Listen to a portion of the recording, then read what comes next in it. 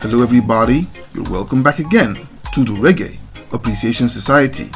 By the early 1980s, legendary British sound system Saxon International was one of the deadliest sound systems on the planet, and definitely the very top of the food chain in the UK if we're talking about sheer brilliance in sound clashes with other rival outfits.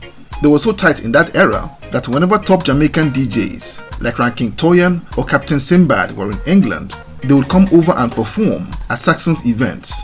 The Saxon posse were in those days like an Avengers team of young thoroughbred toasters and eventual icons like Maxi Priest, Tipper Irie, Papa Levi, and the subject of today's video in the phenomenal Smiley Culture.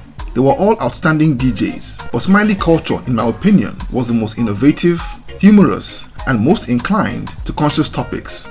He's credited with inventing a fast chatting style of toasting that formed the template for UK dancehall and indeed UK hip-hop that still endures till today.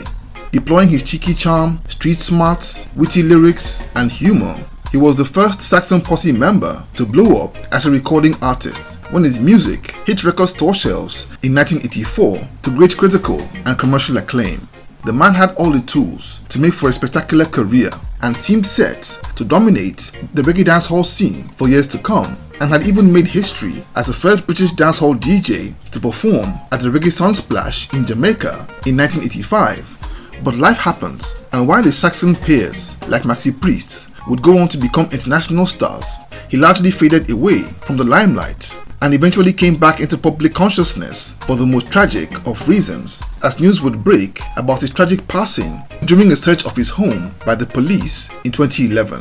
Until today still considered a mystery by many people. Let's take a look at the story of Smiley Culture. He was born David Victor Emmanuel on February 10, 1963 in South London to a Jamaican father and a mother from Guyana. He would enroll at Tulsa Hill School in what were the early days of the UK sound system boom, and South London outfits like Saxon International and Jashaka were all becoming household names. He caught the music bug as a young teenager and began to fancy himself as a dancehall DJ with the stage name of Emmanuel Brown, and along with his best friend Asha, they would spend time freestyling over instrumentals at home. He eventually became known as Smiley Culture, a nickname that came from his most successful pickup line, as he would approach girls in his school and ask them, "Can I get a smile?"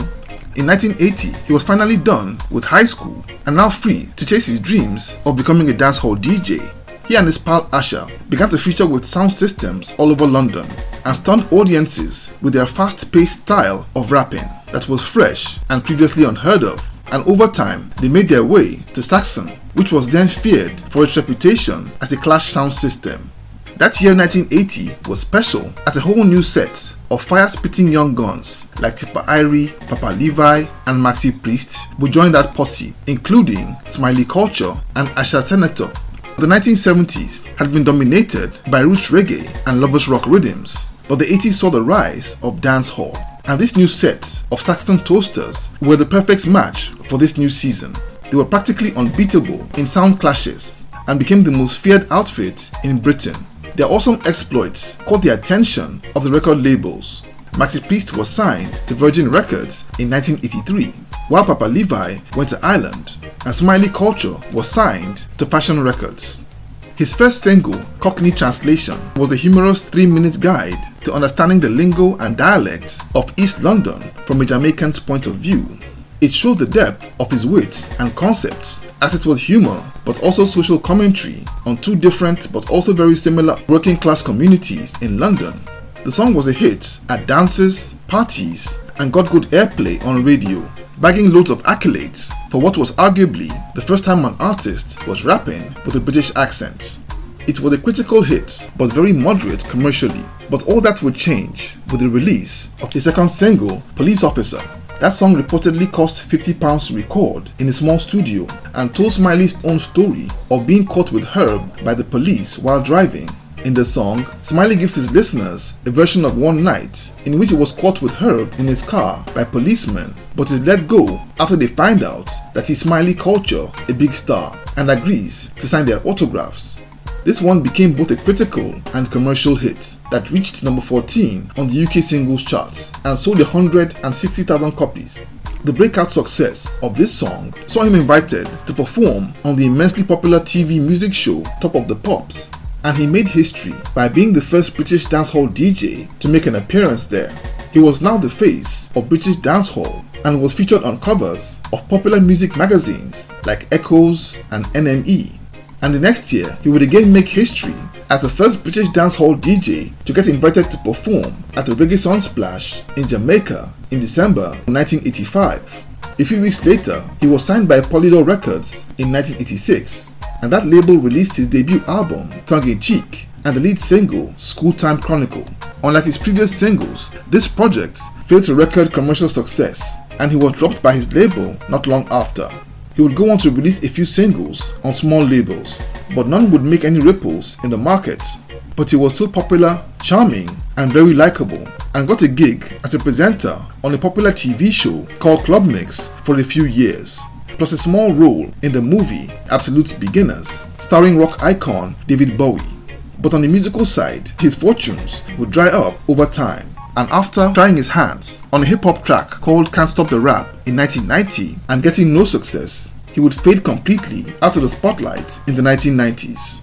And not much was heard about him until 2010, when he was featured in an article on UK newspaper The Telegraph, in which he revealed he had left music over lack of money and was now doing well off his concessions in gold and diamond mines in Africa. And truth be told, he was living really well in a big and gated property in Surrey. But soon after the interview, Smiley Culture was charged with a conspiracy to sell cocaine at a London court. After paying for a brand new Bentley with cash, he was allowed to go home on bail, and not much was heard after about that case. And his last public showing was in a documentary called Reggae Britannia that came out in February 2011 and showcased the rise of reggae in Britain, in which he spoke about the influence of a song Police Officer. It was nice to see him again, still bright-eyed and likable as ever, but a month later, some terrible news would reverberate that the lovable Smiley Culture had died during a police raid on his home.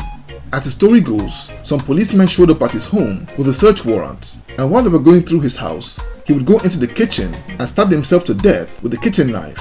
This story would send shockwaves right through the UK's reggae fraternity and led to protests in London streets, as fans, family and friends would demand justice. Months later, the inquiry would confirm that his death had been down to suicide.